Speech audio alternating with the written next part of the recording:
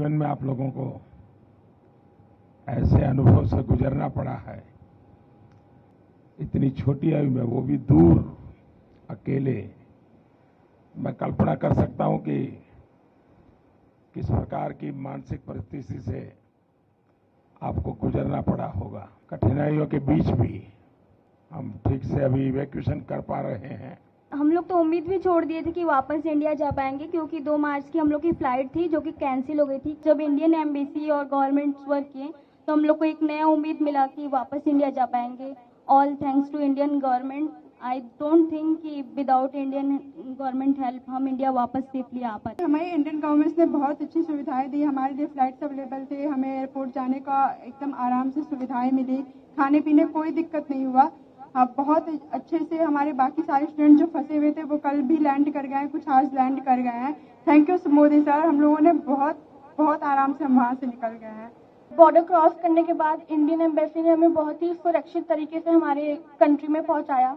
तो मैं हमारे प्रधानमंत्री नरेंद्र मोदी जी यानी कि आपका बहुत ही धन्यवाद कहना चाहूँगी कि आपने मुझे मेरे घर तक सुरक्षित पहुंचाया, और मुझे विश्वास है कि और भी जो बच्चे फंसे हैं आप उन्हें भी जल्द से जल्द उनके घर पहुंचा देंगे। सर 24 तारीख को जब अटैक हुआ तो हमें लगा था कि हम यहाँ से अपने देश वापस नहीं जा पाएंगे, और सर 2 रात हम ऐसे गुजारे जैसे लगा है कि हम मौत को कितने करीब से देख चुके हैं। बट सर मुझे गर्व है कि मैं भारत देश का वासी हूँ, और गर्व है मुझे यहाँ के सरकार पे, शराब पे। और सर सबसे ज्यादा गर्व मुझे महसूस होता है अपने तिरंगे पर। जब हम इवैक्यूएशन से आ रहे तो हमें ऐसी नोटिस मिली थी कि आप अपने बस के आगे और खिड़कियों पे तिरंगे को लगा दीजिए, ताकि जब रशियन आर्मी देखेगी तो आपके केवल तिरंगे से वो आपको टच भी नहीं करेगी। और इस तरह मेरे लिए बहुत बड़ी बात है कि मैं ऐसे महान देश में पैदा हुआ। उस ड्यूरेशन में हमारे पास कोई होप नहीं था, और single hope only is this कि हमारा government and first of all sir specially you sir भगवान के बाद अगर घर में नाम लिया जा रहा था तो सर वो आप थे। मोदी जी हमें बचा लेंगे, अब जो भी कर सकते हैं मोदी जी कर सकते हैं। अब इससे बड़ा हम कुछ कह ही नहीं सकते सर। पेरेंट्स सब होप खो देते हैं सर, क्योंकि हमें बचाने के लिए हमारे पेरेंट्स कुछ भी कर सकते हैं, पर उस सिचुएशन में sir parents can't do anything, and that time they are all wishing from God and they are always, I have no word sir. घर में 100 बार नाम सिर्फ आपका लिया जाता था कि मोदी जी कुछ कर लेंगे, वो ही कुछ कर सकते हैं, अब कोई कुछ नहीं कर सकता। First of all I would like to say that पहली बार हमने इंडियन झंडे की ताकत देखी। हम जब बस पे जाते थे तो करीब 25 चेक पोस्ट हमें मिली जहाँ पे हमारी चेकिंग हुई, आर्मी अंदर आई, बट उन्होंने छोड़ दिया हमें, मतलब हमारे फ्लैग को देख के छोड़ दिया। इवन जो अदर कंट्रीज के बच्चे थे, नाइजीरियन, मोरक्कन, वो सब हमारे झंडे को यूज करके वो लोग वहां से बॉर्डर क्रॉस कर रहे थे। तो sir thank you so much for evacuating us, thank you so much sir. मेरी दादी ने मुझे ये बोला था कि क्योंकि मेरे फादर आर्मी में है, तो उन्होंने बोला था कि तुम्हारे पिताजी ने तो ये वॉर नहीं देखा जो तुम फेस करके आ रही हो, लेकिन उन्होंने ये कहा कि मोदी सरकार जी पे पूरा भरोसा है कि अगर कोई नहीं तो वो तो आपको जरूर ही निकाल देंगे। जब अटैक हुआ था 24 को, तो 25 को हम सारे राशन की लाइन में लगे। हमें लगा कि 1 हफ्ते लग जाएंगे हमें इवैक्यूएशन के लिए, लेकिन हमें 26 को ही मैसेज आ गया कि आज आपका इवैक्यूएशन है। हम बॉर्डर पहुंचे, फिर वहां से हम रोमानियन बॉर्डर को क्रॉस किया, और फिर वहां से इंडियन एम्बेसी ने हमारा बहुत साथ दिया। हमें तुरंत इवैक्यूएट किया गया, फ्री फ्लाइट्स, फ्री एवरीथिंग। मेरे पास तो इंडियन करेंसी भी नहीं थी लाने के लिए कुछ भी। तो हम लोग सो ही नहीं पा रहे थे कि अटैक हो गया, अब हम लोग के साथ भी कुछ भी हो सकता है। और जब हम लोग स्टडी के लिए गए थे उसके जस्ट 1 हफ्ते बाद मेरे पिताजी का देहांत हो गया। तो उसके बाद मेरी मम्मी इतना ज्यादा पैनिक होती थी हमेशा कि तुम कब आओगी, कैसे आओगी, अब मैं कुछ कर भी पाऊंगी कि नहीं कर पाऊंगी। तो उनके पैनिक होने से मैं भी पैनिक हो जाती थी। तो जैसे ही उनको पता चला कि सरकार ने इतना इंतजाम किया है, आ जाऊंगी, जैसे ही उन्होंने मुझे देखा, आपको इतनी दुआएं दी हैं कि आप हमेशा खुश रहे, आप हमेशा जिए, उसके बाद हम लोग को जरा सी भी दिक्कत कहीं भी महसूस नहीं हुई।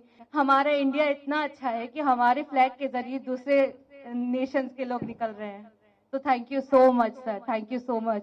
हमारा देश मजबूत हो, इन सारी समस्याओं का समाधान उसी में है।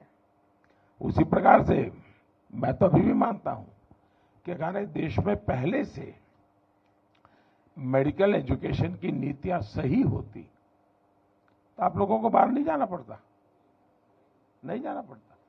कौन माँ बाप चाहते कि इस छोटी उम्र में अकेले भेजते, कोई माँ बाप नहीं चाहता। लेकिन हम लगे हैं। देखिए, पहले करीब 300-400 के बीच में हमारे यहाँ मेडिकल कॉलेज थी, अब हम करीब 700 तक पहुंच गए हैं।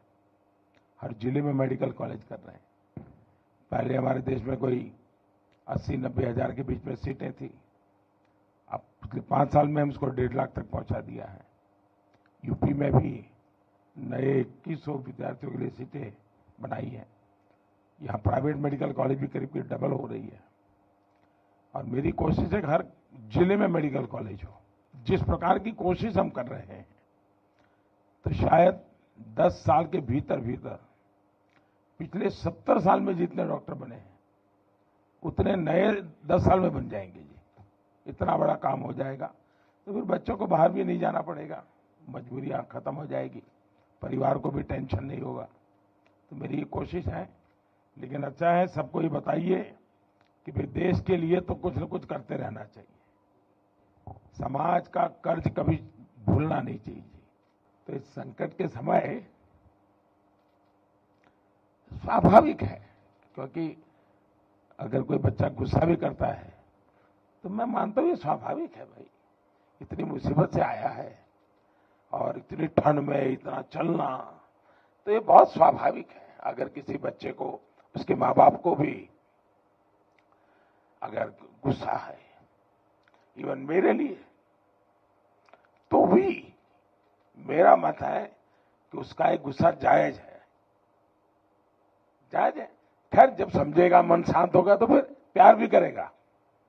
चलिए, बहुत बहुत धन्यवाद। आपके परिवार को भी मेरी बहुत शुभकामनाएं भैया।